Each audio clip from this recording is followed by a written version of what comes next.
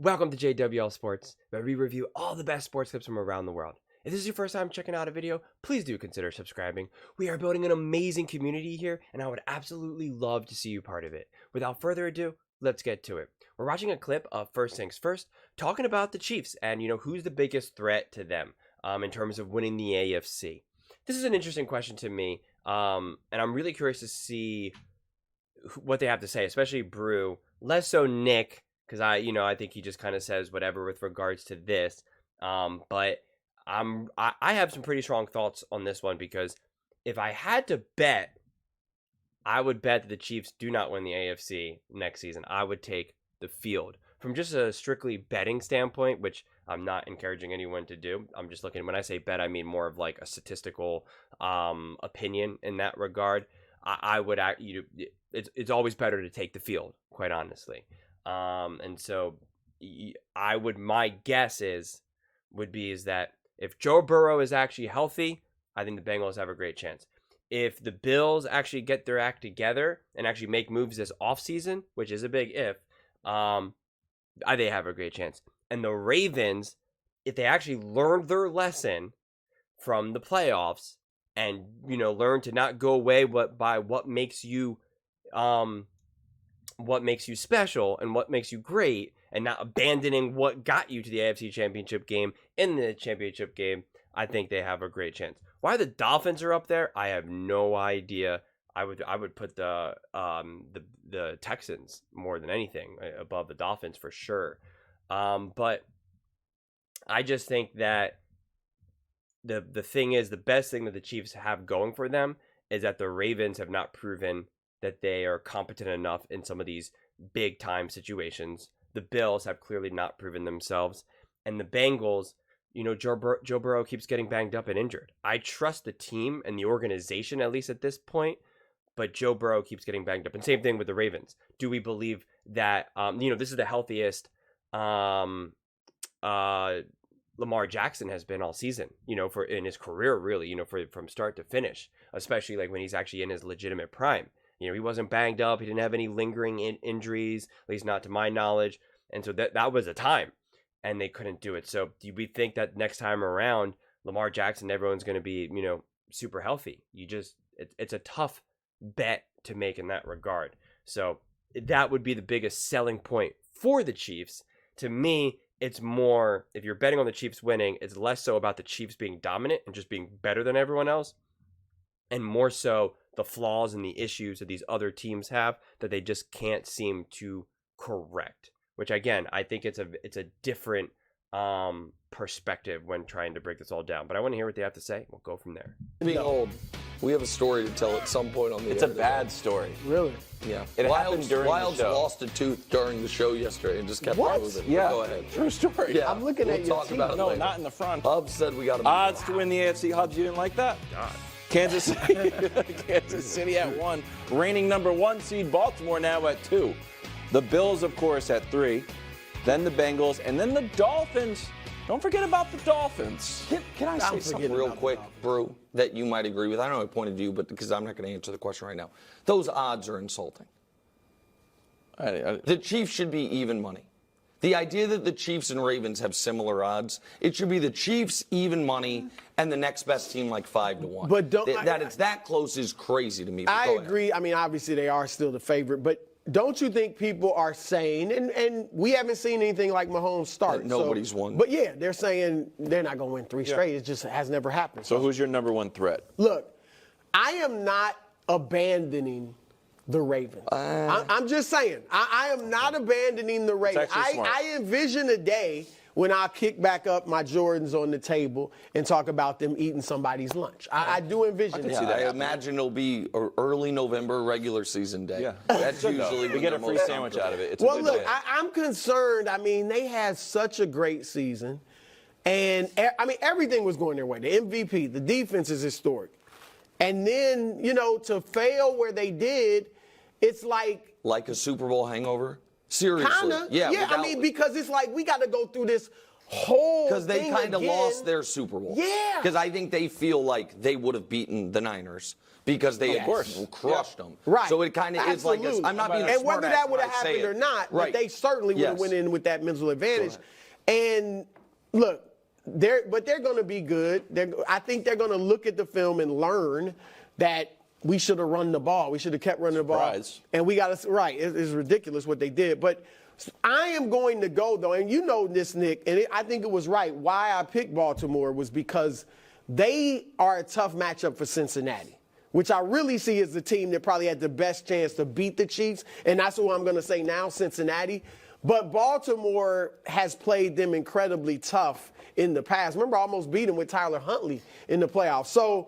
But Cincinnati is my pick. Joe Burrow, I think he's coming back with a vengeance because this is a big year for him. If he either gets hurt or just doesn't have a great year, it's kind of like, when is this guy going to really fulfill his promise? And the team was 4-3 with Jake Browning at quarterback. So they got a good team. Now you'll have him, even if they lose T. Higgins and or Tyler Boyd, they still got Jamar Chase. So I'm going with Cincinnati. So my cheat answer is there is no threat. But if I have to give an actual team, let's just look to the history. In this 5-year run, the one time they didn't win the AFC. Oh, my God. I don't care about what happened 5 years ago. But I don't think it's the Bengals. I think it's a team that can follow that blueprint, which is consistency at the coach and coordinator spot, superstar quarterback, has drafted really well, and can overspend in this free agency period because they have the quarterback so cheap, and that's the Houston Texans. I thought that was going to say. Joe Burrow was in year 2. They had drafted T. Higgins. They had drafted Jamar, or they were drafting Jamar that next year. They have Tank Dell coming back. Slowick didn't go anywhere. I think D'Amico's excellent. They have their left and right tackle in place. They got to spend money on defense like Cincinnati did, and then maybe they can take a big leap. So my answer would be Houston because they can do win-now stuff that doesn't hurt them long term because CJ's so cheap over the next 3 years. It's the So, okay, which is funny because I did say the Texans before this clip ran. So, okay. One, again, as I've already said, I do not care what happened 5 years ago. That has nothing to do with anything. Nothing. Different team, different players, different mentality, different way of winning. And even the same players that were on that team are different now. Travis Kelce is not the same Travis Kelce he was 5 years ago. Neither is Patrick Mahomes. Okay? For better or worse, for that matter. So that's number one. So I'm already throwing that out. That just makes no sense to me. Second is, I agree with what Brew is saying in terms of Baltimore, where you're not going to give up on them. But I think Baltimore and Cincinnati, absolutely, and Buffalo for that matter. Buffalo to me is more of a question mark though, just because of the way their team is run. I just don't trust the way their team is run. But Cincinnati and Baltimore truly do have what it takes. The Bengals almost beat the Chiefs with a backup quarterback, and they lost only because they had their backup. Like, their defense was giving the Chiefs trouble. The Cincinnati Bengals, who had a terrible defense. And the reason why they lost was because, Browning turned into a pumpkin. Okay. And if Joe Burrow was there, I got all my money on Joe Burrow and Cincinnati winning that game. So Cincinnati and Joe Burrow clearly, to me, have what it takes. Now, in terms of Joe Burrow coming out with a vengeance, yes, I believe that. I believe that this past season he was going to come out with a vengeance. But then he got injured. So again, it's hard to really know with these injuries, quite honestly. I mean, is he just injury prone? Is this just going to be his career that you just never know? I mean, it's a legitimate possibility. I'm not making any predictions. I never make any predictions on someone's health. I just don't, because you just have no idea. And again, that's the problem with the Baltimore Ravens, is that for a long time, Lamar Jackson is not playing a lot of games at the end of the season, and even missing playoff games. So that's a big deal. And this year he was finally fully and completely healthy. I mean, I think Baltimore will want to come out with a vengeance. Doesn't mean everyone stays healthy. Baltimore has always just had the worst luck with injuries, whether it's luck or whether their strength and conditioning is just bad. I honestly have no idea. So to me, those teams, stand out the most? Miami, no. I'm not expecting Tua to take some giant step forward. I think Tua is who Tua is. And I love Tua. I want to see Tua succeed. I like the Dolphins as a whole. I really, really do. But I don't see them as this like legitimate threat to KC. And if Tua is able to just make a big step forward, then I will happily, be impressed and admit I'm wrong. Because like I said, I want to see Tua succeed. I really, really, like Tua and want to see him be in the league for a long time. He's just a great person. That's someone I want to cheer for. And then that's why when I said before the clip started about the Texans and CJ Stroud, that team is coming. They have the consistency with the coaching and with a lot of the players. And CJ Stroud is going to grow. And they're going to be, better. Again, though, the biggest problem that a team like the Texans have or CJ Stroud has is that, and this is the biggest selling point for the Chiefs for that matter, is that they have won. The Chiefs have won in like every single scenario at this point. Low scoring, high scoring, close game, overtime, blowout. They've won a million different times. Fighting on the sidelines, right? Like other teams that could really bring down and you can start to implode. During the Super Bowl, literally Travis Kelce knocking over, slamming into Andy Reid, Rashee Rice and Patrick Mahomes getting on it and on the sideline. Like that can tear down a lot of teams. That can spiral. We've seen it happen a million times over the years. The Texans don't necessarily have what it takes to be able to like overcome that. Not saying they don't, but they haven't shown that they could, I guess is more my point. The reason why you can get away with that is because Andy Reid is Andy Reid. Travis Kelce's Travis Kelce. Do you think if someone knocks into Nick Sirianni like that, AJ Brown does that to Nick Sirianni, like he's not going to start to like unravel? I got my money on him unraveling. I really, really do. So I'm just saying that those are the things that then put Kansas City and it's impossible to catch up to, right? The only way you could catch up to is if say Baltimore or Buffalo or any of these other teams rips off 3 Super Bowl wins or all this type of stuff, and you'd have to do it. But the Chiefs have consistently won in very difficult circumstances, easy circumstances, by defense, by offense, great coaches, bad coaches. They just have done it all. So that is what, basic statistics aside, why if you're just looking at it from like, an eye test or a heart test, you would say, all right, I feel that the Chiefs can pull it off because of some of these things that you can't quantify statistically. But again, I see this season, again, it all depends on how the draft goes and how, injuries and all that unfold. But to me, the last point that I'll make is that Buffalo feels that they lost that game more than Kansas City won that game in the playoffs. Baltimore feels that they lost that game more than the Chiefs beat them. Cincinnati, there's no point in talking because they didn't do anything. Miami, the Chiefs beat them. The Miami can't go into the locker room saying we beat ourselves, we should have won that game. That's delusion, okay? Buffalo could say that, okay? Baltimore could say that. The 49ers could say that. Christian McCaffrey's thinking, if I only didn't fumble. Shanahan's thinking, God, if I only maybe called a couple different plays. If only Greenlaw didn't get injured. If only the field goal kicker didn't miss an extra point, right? Like, they're thinking about those things, okay? All of those things needed to happen for the Chiefs to win the Super Bowl. All of them. Not one of them, all of them. So to me, that's the difference. In years past, even just last year, it's not so much the case. You can't just say, we should have beaten the Chiefs. We had that. No, the Chiefs beat you, right? The Chiefs beat you in those games. They beat you in those moments. You can't necessarily just say, we had them, we should have won. This was, our game to lose.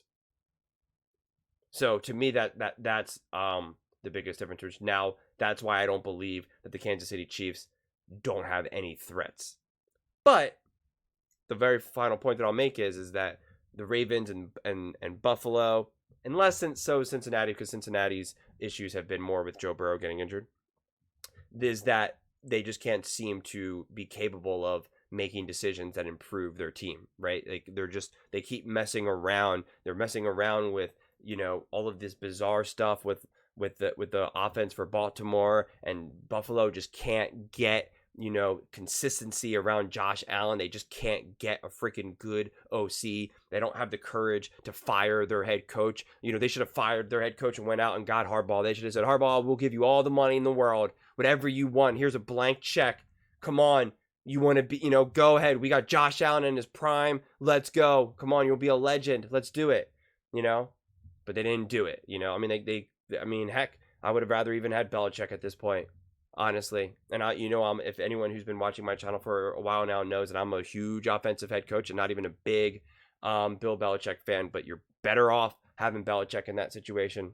Not to say that he would have taken the job. I mean, I have no idea, but it's just like, I just don't know what the Bills are doing. They're squandering Josh Allen. They're doing exactly what the Colts did to Andrew Luck. They just are. So yeah, I mean, that's really the gist of how I see it. I'm so excited for next season, but these questions to me are always brutally impossible to answer until we just know like how everything shapes up, right? I mean, for all we know, Pacheco in the offseason, you know, tears his ACL. I mean, obviously I'm not wishing that on anyone, but it's just possible, you know? I mean, like, all these things can happen. Travis Kelce, you know, can tear his rotator cuff in the second game of the season. So you just don't know. And I get why we're having these conversations. I'm not against them. I'm not JJ Redick over here. But it's just like, it's impossible. I mean, it really, really is. We have no idea who these people are drafting, what offseason moves they're making. For all we know, Baltimore makes a huge play and they get T. Higgins and they get, you know, Mike Evans, right? They just go all in. They're like, we're getting T. Higgins, Mike Evans. We're doing it all, you know? Like, I'm making stuff up here, but it's just like, you just don't know. No one thought that the Eagles were getting A.J. Brown a couple seasons ago. That came out of nowhere. Nobody was expecting that. It was like, the Titans? Or A.J. Brown to the Eagles? Like, and people were like, you know, we're blown up by that. So, you just have no idea. So, yeah, those are my thoughts. I would absolutely love to hear yours. I read every single comment. So if you think what I'm saying is the most ridiculous thing you've ever heard, please let me know in the comments below. If you think what I'm saying is the most amazing thing, then definitely please let me know. Either way, let's get into some discussions. Let's get into some fights. But ultimately, let's just have some fun. And please do consider subscribing. We are building an amazing community here, and I would absolutely love to see you part of it. I want to build something that we all genuinely feel connected to, something that we're really excited to be part of, and I think we're well on our way to doing it.